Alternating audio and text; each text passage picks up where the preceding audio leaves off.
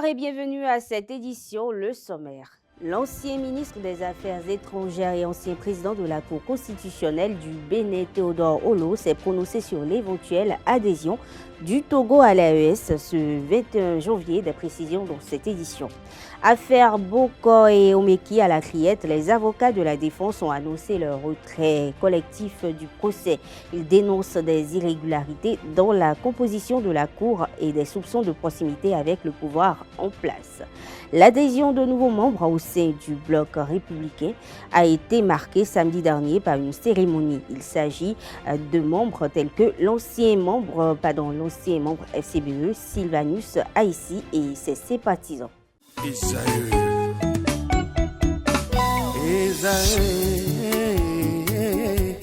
Vous recherchez une école de référence pour une double formation universitaire et professionnelle de qualité? Voici l'opportunité à ne pas rater. L'École supérieure d'administration, d'économie, de journalisme et des métiers de l'audiovisuel ESAE vous offre des programmes d'enseignement en licence et en master orientés vers l'emploi qui font d'elle une référence à travers les filières de l'administration générale et territoriale, l'administration du travail et de la sécurité sociale, droit, diplomatie et relations internationales, administration hospitalière, universitaire et intendance, journalisme et métiers de l'audiovisuel et toutes les filières des sciences de gestion. Une seule adresse, www.esae.bj.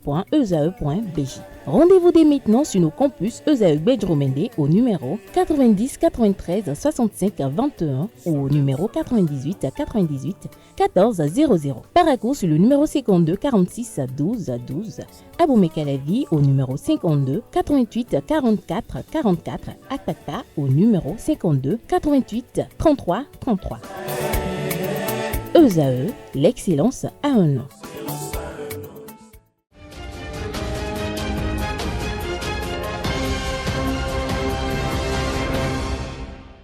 Bienvenue. La Cour de répression des infractions économiques et du terrorisme, CRIET, a entamé ce mardi 21 janvier 2025 l'examen de l'affaire tentative présumée de déstabilisation de l'État béninois. Les accusés principaux, Olivier Bokor, homme d'affaires proche du président Talon, ainsi qu'Oswald Omeki, ancien ministre des Sports, ont formellement contesté leur implication dans cette affaire ce jour. Les avocats de la défense ont décidé de se retirer du dossier. Les raisons ont été évoquées par Paul Atita, avocat de la défense. Il est au micro de Amoussou Quentin et de Ulrich Amegampoy. Nous ne pouvons pas continuer à avaliser une procédure qui manifestement ne rassure pas. Notre présence, c'est cautionner une procédure qui, finalement, ne donnera que des résultats, même si c'est de condamnation, mais de condamnation totalement contre l'équité. À quoi sert un avocat d'être présent dans une procédure pareille? Et ça, les gens ne le savent peut-être pas. La présence de l'avocat sert à valider une procédure. Nous avons compris et nous avons dit que nous ne pouvons pas valider une procédure qui se déroule en violation des choses, des règles les plus élémentaires, les plus visibles. Et ce matin, nous avons décidé de nous déconstituer. Nous avons trop souffert à la criette depuis l'instruction préparatoire. Sur toute la ligne, nous avons trop souffert. Nous n'avons pas été considérés tout le temps comme des dignes collaborateurs de la justice, des dignes cadres de la justice. Donc, il fallait partir. Qu'est-ce que nous reprochons à la procédure? C'est la violation des textes de loi, la violation de tout ce qui est élémentaire. Et ce matin, nous avons commencé par les mêmes violations. Des textes de loi aussi clairs que ça. Bon, on ne veut pas nous suivre, nous avons dit, nous partons, et c'est tout. Il faut partir. Là, il a la composition de la Cour qui est là, les textes sont là, on a tout dit, impossible, on ne veut pas nous comprendre. Il a un autre motif, que la dignité judiciaire ne permet pas de révéler grandement en public. Nous avons utilisé le mécanisme de courtoisie pour le faire comprendre. Et cependant, on n'a pas été compris. Donc nous avons compris qu'il faut partir et c'est tout. Non, ce n'est pas un abandon. Être là, c'est valider sa condamnation. C'est valider une condamnation injuste. Ce n'est pas abandonner, il n'a aucun abandon. Comment vous voulez, ce n'est pas possible. Quand l'avocat décide d'enlever sa robe et de partir, c'est qu'il a motif grave. S'il n'a pas motif grave, comment il peut enlever la robe et partir? Et tous les motifs ne peuvent pas être révélés en public. C'est ça, non, également. J'ai dit tout à l'heure qu'il a la dignité de la justice, que nous avons également l'obligation de préserver. Voilà. Il y a des choses que je ne peux pas vous dire, moi. À sa suite, Ayodele Aounou s'est également prononcé sur ce retrait collectif, évoquant une seconde raison qu'il juge très importante. On l'écoute au micro de nos reporters. On ne les laisse pas, on a été contraint de les laisser. Je ne sais pas si vous étiez dans la salle, la défense a fait certaines observations, des observations préalables qui concernent la régularité de la composition de la Cour. Ça, c'était la première. C'est-à-dire que la loi impose qu'en matière criminelle, en matière de session criminelle, la juridiction se compose de 5 magistrats. Ce que nous demandons là, c'est rien du tout. Hein. Ce n'est que la régularité. On n'est même pas encore ça. Alors, nous avions fait observer. Ça a dû certainement échapper aux magistrats de la Criette avec la lecture des dispositions légales qui le prescrivent, que la composition n'est pas régulière. Vous savez, ce n'est pas la première fois que nous prenons des dossiers d'assises. Alors, lorsque la composition n'est pas régulière, il est de l'humilité scientifique de le constater, de ne pas nier l'évidence et de régulariser. Rien ne presse dans ce dossier. Dans un dossier où les gens encourent jusqu'à 20 années de détention criminelle, on ne peut ne pas respecter tout au moins les règles de procédure. Vous savez très bien que ce que nous avions subi depuis le 1er octobre jusque-là nous a même inspiré l'idée, mais est-ce qu'il était nécessaire d'organiser un procès? Parce que la violation des droits élémentaires de la défense avait atteint un niveau inconcevable. Et donc nous sommes venus ce matin dans l'espoir que, bon, avant on était en instruction, mais aujourd'hui, peut-être, les choses allaient être faites normalement. Vous savez très bien que même dans notre tradition, avant de sacrifier le coq, il faut l'abreuver. Donc, nos ancêtres connaissent la procédure. Et tout ce que nous demandons, c'est le respect de la procédure. Mais le juge, ou les juges, quand ils ont suspendu et ils sont revenus, ils ont joint l'incident au fond, ce qui pose problème. C'est-à-dire que vous ne pouvez pas poser date alors que le préalable de la régularité de votre composition n'est pas respecté. Et il y a eu un autre incident, ça c'est notre deuxième observation. La présidente qui préside la Cour, nous lui avions, dans une démarche de courtoisie, demandé une suspension pour faire observer au procureur spécial nos appréhensions par rapport à sa partialité ou à son impartialité. Et donc, nous avons démontré avec des faits qui existent et qu'elle connaît, qu'elle n'était pas dans la sérénité requise pour pouvoir garantir aux personnes poursuivies, tout au moins, le droit à un procès équitable, du fait des liens qu'elle établit avec l'une des parties au procès. Et nous avions espéré que ces éléments-là, qui sont des choses élémentaires en matière de procédure et en matière de procès équitable, devaient être suivis. Mais nous avons compris davantage que nous sommes rentrés comme dans un couloir et que contre vents et marées, et que toutes les limites ont été franchies en matière de respect des droits fondamentaux de la défense a pris ses responsabilités. Après en avoir discuté avec les clients, nous avons décidé que si procès il doit avoir, dans des conditions que je viens de vous décrire, il ne sert à rien d'apporter notre onction. Et c'est ce qui nous a contraints à la déconstitution. Ce que je tiens à vous dire, c'est que la loi impose que lorsque vous poursuivez quelqu'un en matière criminelle, sa défense par un avocat est un impératif. Et donc c'est ça, au moins ça, le ministère public face à cette nouvelle évidence a cru devoir solliciter une suspension et donc ils vont essayer certainement de régulariser sur ce volet-là. Pour revenir dans le dossier, il faut que les préalables que la défense a posés pour ne serait-ce que donner à ce procès l'apparence d'une justice.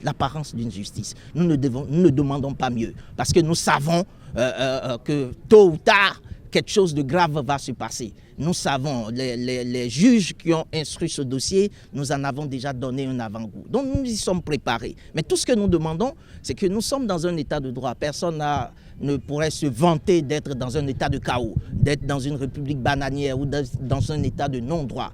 nous, avocats, qui sommes des acteurs principaux du service public de la justice, nous continuons à croire que nous sommes dans un état de droit. Et dès lors que ces conditions préalables seront réunies, nous allons reprendre la défense. Et la défense, c'est d'abord pour vous, parce que c'est le peuple qui juge.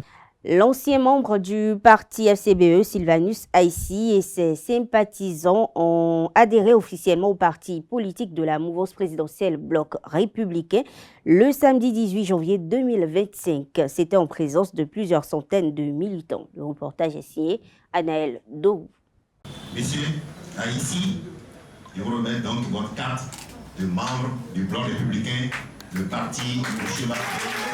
Sylvanus Aïssi est désormais membre du Bloc républicain. L'homme d'affaires, ex-membre de la FCBE, a officialisé son adhésion au parti du cheval cabré, accompagné d'une forte délégation de ses militants.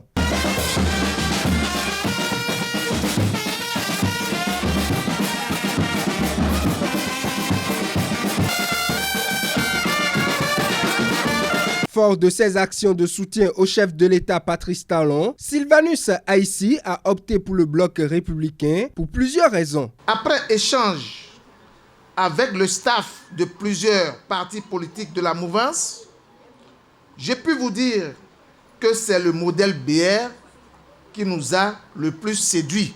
Les actions du pouvoir en place et de son chef, ainsi que le choix de notre base, sont tout aussi déterminants dans notre décision de rejoindre le Bloc républicain. En rejoignant officiellement la grande famille du Bloc républicain, en ce jour donc, nous faisons le choix d'une vision, d'une équipe et d'un projet politique qui place l'unité, le travail et le progrès au cœur de la priorité. À son adhésion, le bureau politique du Bloc républicain fortement représenté a répondu favorablement. Monsieur Sylvanus, vous avez fait le bon choix. Vous avez opté, vous avez choisi le cheval blanc cabré, le cheval gagnant, symbole de la noblesse et de la puissance. Au nom du président Abdoulaye Biotchali, au nom des militants du Parti Bloc républicain, nous acceptons votre adhésion parce que vous avez pris connaissance du contenu des statuts et règlements intérieurs du parti que vous avez accepté vous aussi. C'est pour cette raison que nous vous accueillons avec joie et ferveur parmi nous au sein militantes et militants du Bloc républicain. Par cet acte, Sylvanus Aïssi scelle aussi l'adhésion de plusieurs autres anciens membres de la FCBE dans la 16e circonscription électorale. Dans ce nouveau parti, l'homme s'engage à œuvrer davantage pour la promotion des actions du chef de l'État, Patrice Talon. La récente déclaration du ministre togolais des Affaires étrangères Robert Dussé sur une éventuelle intégration du Togo à l'Alliance des États du Sahel AES suscite de vives discussions dans le pays et à l'international. Interrogé sur le sujet, l'ancien ministre des Affaires étrangères et ancien président de la Cour constitutionnelle du Bénin, Théodore Olo, s'est prononcé. Voici un extrait de ses propos. Vous savez que pour le moment, étant donné que le port de Cotonou est fermé au commerce avec le Niger, le port de Lomé sert de solution de rechange. De ce point de vue, il y a un intérêt économique et peut-être même politique pour le Togo d'intégrer l'AES, puisqu'au niveau de la CEDEAO, il y a des convergences politiques mettant l'accent sur la démocratie, convergence acceptée par la plupart des pays anglophones, quelques pays francophones, le Togo n'en faisant pas partie, et je pense que la souveraineté qui se manifeste dans les pays de l'AES se fonde sur le refus en réalité de cette convergence politique. Ce qui veut dire qu'il y a un intérêt économique et aussi un intérêt politique que le Togo intègre l'AES. Mais on attend la décision du président Faure, comme l'a rappelé le ministre des Affaires étrangères. Je constate que beaucoup de ces États, tout en rejetant la présence militaire française, initient une coopération militaire avec d'autres pays tels que la Russie. La souveraineté, c'est de défendre ses intérêts. Et je pense qu'au niveau de la CEDEAO, il y a cette défense des intérêts avec la création de l'ECO. C'était les pays francophones qui essayaient de bloquer le processus qui doit reprendre, je crois, en 2027. Donc c'est un prétexte en réalité de dire que c'est des États qui se veulent souverainistes. Il y a d'autres pays qui sont aussi souverainistes, mais qui sont toujours au niveau de la CEDEAO. Je ne pense pas que le Nigeria ou le Ghana peuvent être considérés comme des laquais de la France. Être souverain, c'est prendre les décisions qui s'imposent en tenant compte des intérêts de son pays et non pas des intérêts de la classe gouvernante, de mon point de vue. Je crois que quelqu'un comme Sankara était très souverainiste, mais n'a jamais décidé de quitter la CEDEAO ni l'Union africaine. Je ne pense pas que la France, elle seule, puisse imposer son point de vue. C'est peut-être un argument très facile pour justifier certaines positions. En tout cas, quand j'étais à des Affaires étrangères dans les années 90 et que nous discutions des questions de la CEDEAO, je n'avais jamais l'impression que la France s'immisçait dans les activités que nous menions. Il y avait un leadership du Nigeria à l'époque, c'est vrai, mais il n'y avait pas une émission de mon point de vue de la France. Je ne pense pas que la situation ait évolué entre-temps. Je voudrais rappeler que la limitation des mandats est un élément de convergence au niveau de la CEDEAO qui fait blocage parce qu'il y a des pays comme le Togo qui s'étaient opposés à cette limitation des mandats. Alors quand on vient me dire que la CEDEAO est instrumentalisée par la France, je trouve que c'est un argument très facile quand on ne veut pas accepter certaines exigences du point de vue de la démocratie ou du point de vue de l'alternance, du point de vue de la limitation des mandats. Et c'est sur la base de ce refus que des pays comme le Mali, comme le Burkina Faso se sont retirés aujourd'hui de la communauté. C'est une évidence de mon point de vue en tenant compte de ce qu'aujourd'hui dans ces pays nous sommes dans des régimes où l'alternance n'est pas encore une évidence. Donc il y a cet élément de convergence idéologique qui peut expliquer cette proximité. Il y a aussi les intérêts économiques parce que le Togo aussi en tant qu'État souverain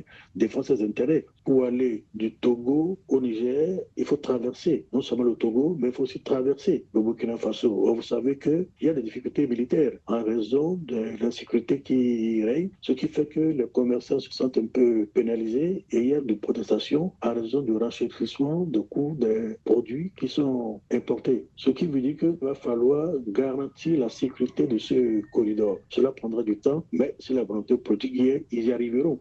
Le Nigeria a été admis en qualité de pays partenaire du bloc des économies des BRICS, a annoncé le 17 janvier dernier le gouvernement brésilien. Cette intégration vise à renforcer la coopération économique et stratégique du pays avec les membres de cette organisation. Le pays le plus peuplé d'Afrique devient ainsi partenaire des BRICS, rejoignant l'Ouganda. Quelles sont les implications géopolitiques de cette intégration, tant sur le plan économique que politique? Élément de réponse avec Martial Akouete, analyste géopolitique, au micro de Nasserine Fatoumbi, Francis Fahmi. Les BRICS d'abord représentent un deuxième équilibre face à l'Occident. En termes, ils proposent un nouveau modèle en termes d'économie, d'intégration économique au niveau international pour ce qui est des pays que l'on qualifie de faible économie comparativement au G7 ou au G20 très souvent. Et donc si aujourd'hui l'opportunité est donnée au Nigeria de faire partie de ces BRICS, c'est quelque chose qui est tout à fait compréhensible parce que le Nigeria est un acteur important économiquement dans l'Afrique de l'Ouest et en Afrique a une population assez importante, donc un marché économique très vaste, tout comme le Brésil, tout comme la Russie, tout comme l'Inde et tout comme la Chine. Donc il y a ce facteur commun de marché, de consommation que l'on observe au niveau des États constituant les BRICS et le Nigeria également a cet élément important. En dehors de cela, le deuxième caractéristique qui justifie le fait que le Nigeria puisse faire partie des BRICS, c'est son économie de plus en plus croissante et stable. Et troisième élément, c'est le fait que le Nigeria représente un poids politique et un acteur de la sous-région ouest-africaine vraiment important dans la prise de toutes sortes de décisions. Et quand vous voyez les autres acteurs également, ce sont des acteurs qui ont une influence dans chacune de leurs zones. La Chine, l'Inde, la Russie, ainsi de suite. Et les nouveaux pays qui ont qui font désormais partie des BRICS. D'abord, l'intérêt, il est économique, c'est d'avoir accès au marché des BRICS et de pouvoir exporter énormément de marchandises à l'endroit de ces États. Parce que vous savez, le Nigeria est en train de connaître une période de difficultés économiques liées même à sa monnaie. Et donc, elle est en droit de pouvoir rechercher, de conquérir d'autres marchés. Et les marchés qui se présentent très directement à lui, ce sont les marchés des BRICS.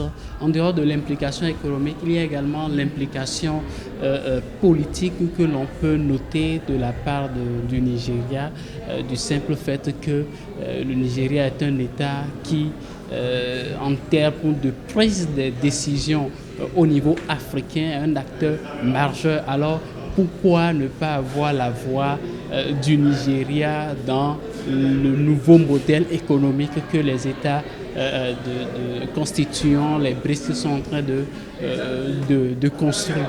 Et pour troisième élément, c'est l'influence. Justement, l'influence au-delà du continent africain, parce que les BRICS dans la zone, je veux dire le Nigeria dans la zone ouest africaine a bien envie d'étendre son influence et de faire partie de la cour des grands notamment. Et donc voilà un ensemble d'éléments qui justifient le fait que l'intégration du Nigeria au BRICS ne soit pas quelque chose de surprenant. Donald Trump est devenu officiellement le 47e président des États-Unis ce 20 janvier 2025 après avoir prêté serment sur la Bible.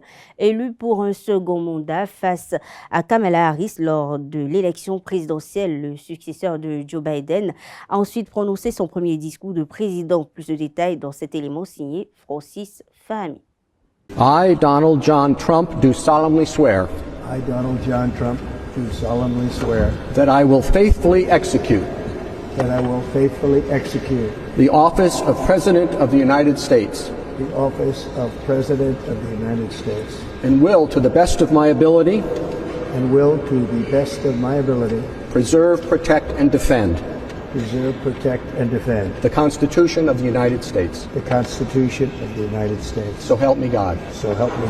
Congratulations, Mr. President. Lundi 20 janvier 2025, le 47e président de la première puissance mondiale débute son second mandat, succédant au démocrate Joe Biden. Une main posée sur une Bible, Donald Trump a juré de protéger la Constitution sous la coupole du Capitole, là même où le 6 janvier 2021, ses partisans avaient tenté d'empêcher le Congrès de certifier la victoire du président démocrate sortant. L'âge d'or de l'Amérique commence dès à présent, a déclaré Donald Trump dans son premier discours après son serment. Dès aujourd'hui, notre pays va fleurir et sera respecté partout dans le monde. Nous serons l'envie de toutes les nations et nous ne permettrons pas qu'on profite des États-Unis comme cela a été le cas, a-t-il poursuivi. Donald Trump a signé dès lundi un certain nombre de décrets présidentiels concernant l'immigration, l'énergie et le commerce, promettant beaucoup d'actions pour son second mandat. Dans la soirée, devant quelques personnes réunies dans une enceinte sportive de Washington, il a signé 2 décrets. Le premier, actant pour la seconde fois la sortie de l'accord de Paris sur le climat et la fin des financements américains. Le deuxième, notifiant cette décision aux Nations Unies. Les États-Unis doivent respecter un préavis d'1 an avant de quitter cet accord non contraignant. Le nouveau président américain a également signé un décret visant à retirer les États-Unis de l'Organisation mondiale de la santé (OMS).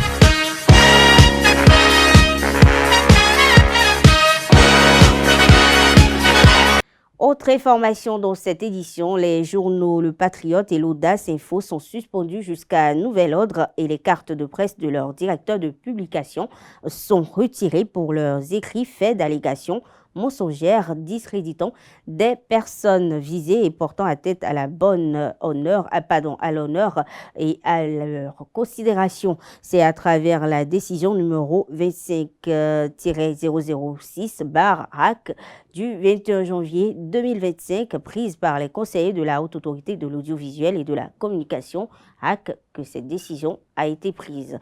Parlons toujours des décisions prises par la HAC au cours de sa plénière ce mardi 21 janvier 2025. L'institution de régulation des médias a suspendu les médias en ligne non autorisés tels que Crystal News, Les Pharaons, Reporter Média Monde et le média social TikTok Madame Actu. Cette mesure fait suite aux infractions relevées lors des activités de veille déontologique déontologique de l'AAC et les contenus diffusés par ces plateformes ont suscité de nombreuses plaintes en raison d'allégations jugées infondées et contraires aux articles 2 et 6 du Code de déontologie et de la presse béninoise. En outre, les responsables des sites concernés sont accusés d'avoir enfreint l'article 252 du Code de l'information et de la communication ainsi que la loi de la radiodiffusion numérique. Notons que la présente décision prend effet à compter de ce mardi 21 janvier. À compter de ce mardi 21 janvier, sa date de signature, signé le président de l'AAC, Édouard Loko. Autre information, Maître Bobos Adoro, socio-anthropologue et prêtre de Fa, se prononce sur le décès du métaphysicien Moussa Abdourahimi, rappelé à Dieu le mardi 14 janvier 2025 suite à un malaise dans la matinée. Il salue la grandeur de l'illustre disparu. On le suit au micro de Jacques Marion d'Almeida. Moussa Raimi est un confrère, était ou bien fut un ami. On a fait tellement de choses ensemble. On a fait animer des conférences ensemble. On a animé des émissions radiophoniques ensemble, des émissions télévisées ensemble. On était tous dans une association appelée ISAM, Association des spirituels du Bénin. Nous étions dedans. Je crois que c'est une grande âme qui aurait tiré sa révérence, et le Bénin lui doit quand même un hommage parce que sincèrement il aurait fait des choses extraordinaires pour le pays. Il aurait fait tellement de révélations. Ce qu'il a fait, on ne peut pas l'oublier, on peut ne pas penser à lui. Je crois que peut-être que les autorités le feront un de ces jours.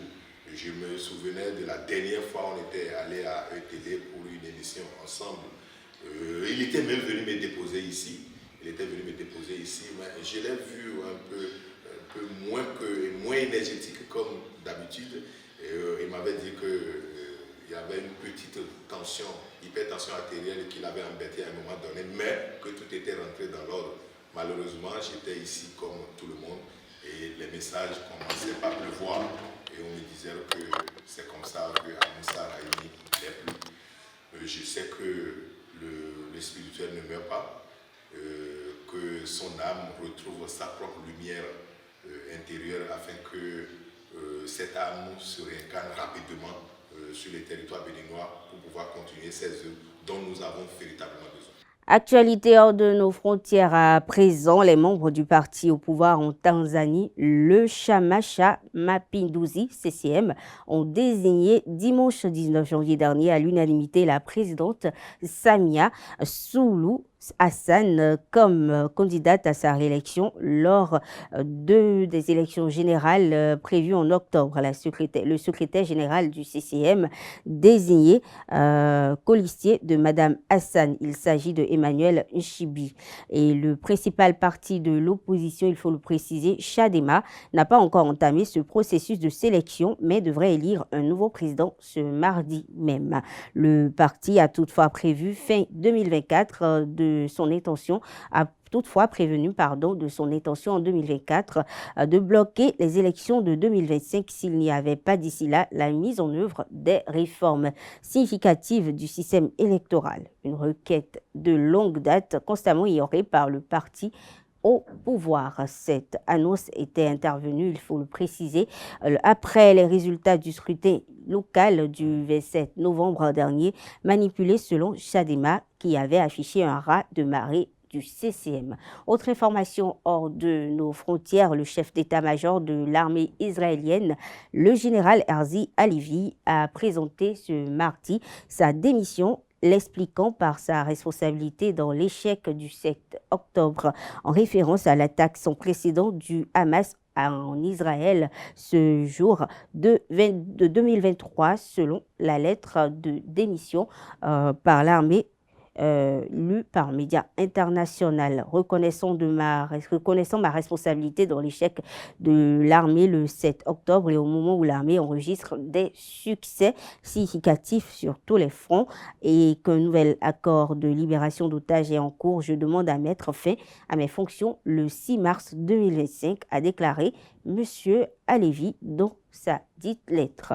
Sport dans cette édition, la phase aller de la Ligue Pro de football du Bénin 2024-2025 s'est achevée le week-end écoulé avec diverses fortunes pour les 36 clubs engagés. AS Police, après une entame tonitruante, a dégringolé au fil des journées et occupe la 11e place à la mi-saison. Epiphane Soumet, entraîneur adjoint des policiers, explique les raisons de cette chute au classement. Et bon, l'AS Police est plus ou moins satisfait puisque pour le moment, on attend voir le dernier classement après la dernière journée. On n'est pas pour le moment parmi les 9 premiers puisque c'est ça l'objectif. Et pour le moment, plus ou moins. Mais dès la fin retour, je pense qu'on va revoir les choses et si par la grâce de Dieu, on reviendra en force. C'est vrai, on avait bien commencé et par la suite, on a eu assez de blessés parmi nos titulaires. Même ce soir, ce que vous avez vu, on avait 7 parmi nos titulaires qui n'étaient pas là, qui étaient blessés. Donc malgré ça, nous avons pu faire le match. Donc ces blessures, des suspensions pour cumul de cartons, voilà, tout ça là nous a pénalisé par la suite. Et voilà, c'est ça qui a fait que par moment, nous avons dégringolé. Tantôt défaite, tantôt match nul, voilà. De son côté, le triplé champion titre Coton FC a connu sa pire première partie de saison. 5e au classement, Victor Zouka et ses poulains ont enregistré 7 victoires, 4 défaites. C'est autant sur l'ensemble de la saison dernière et 6 matchs nuls. C'est un bilan mitigé pour un prétendant au titre. Tout à fait. Je pense que, vous savez, on a eu des périodes un peu difficiles. On a par moments redressé la tête et on s'est bien remis dans le bon sens pour nous remettre vers le haut du tableau. Aujourd'hui, on avait la possibilité de recoller et d'être deuxième à un point du premier. Bon, malheureusement, on n'a pas su le faire. Bon, maintenant, vous savez, le championnat, on n'en est qu'à la mi-saison. On finit les matchs allés. Il y aura sûrement, naturellement, peut-être, mais sûrement des renforts. Vous avez pu voir que notre gros souci cette année, c'est la finition. On se procure de nombreuses occasions, mais on n'arrive pas à les mettre. Donc, il va falloir se mettre à la chasse d'un vrai buteur. Et puis, je pense aussi que notre équipe a besoin d'un joueur qui va mettre le pied sur le ballon, qui soit capable de distiller le jeu, de donner des ballons aux partenaires, peut-être de marquer des buts. Parce que bon, c'est vrai que quand nos attaquants marquent pas, bon, ça serait bien que nos milieux puissent marquer. Mais là, quand tu vois que aujourd'hui, bon, Koné étant blessé, avant il y avait Zouk qui a fait quand même pas mal de matchs. Là, il y avait Jean, il y avait Ba, ils ont 0 but. Je pense qu'à un moment donné, on a besoin d'eux aussi pour faire la différence et puis peut-être gagner un match avec un but d'un milieu de terrain. Donc je pense qu'aujourd'hui, la première année, il y avait Razak, la deuxième année, il y avait Razak et Romaric, la troisième, il y avait Romaric. Donc on arrivait là cette année, malheureusement, il y a personne. Il y a personne parce que c'est pas parce que Mama a marqué 4 buts que c'est extraordinaire. Non, il a marqué des buts parce que des fois il était remplaçant en rentrant, il a voulu montrer qu'il méritait sa place.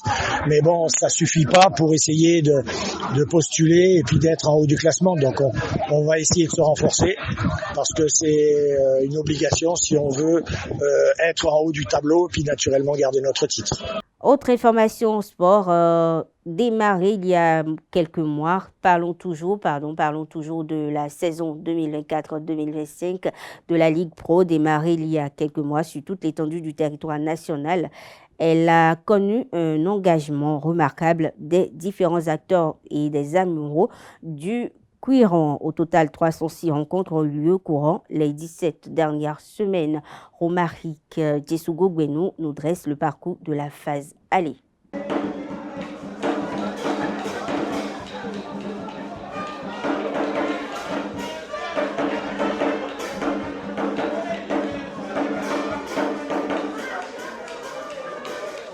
De la première à la 17e journée, 17 semaines et 306 rencontres pour 36 équipes. La phase allée de la Ligue Pro saison 2024-2025 a tenu toutes ses promesses.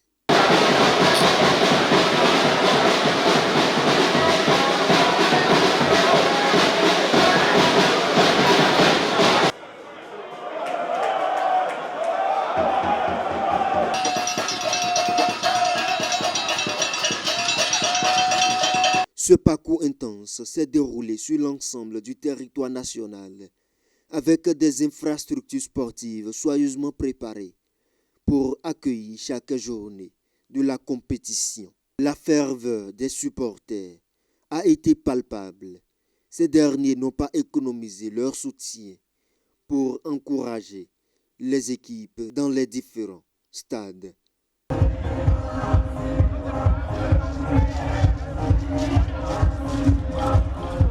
Les arbitres comme les policiers, présents, assurant leur mission avec ponctualité et professionnalisme, sous le regard des journalistes et responsables sportifs.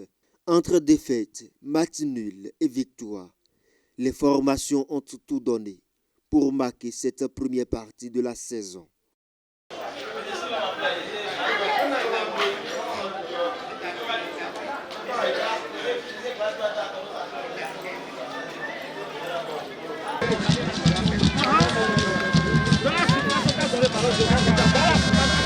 Une pause s'impose. Elle est bien méritée.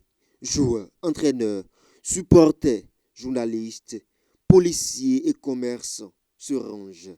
Rendez-vous en février pour le début de la phase retour, avec encore plus d'engagement et de passion sur les terrains.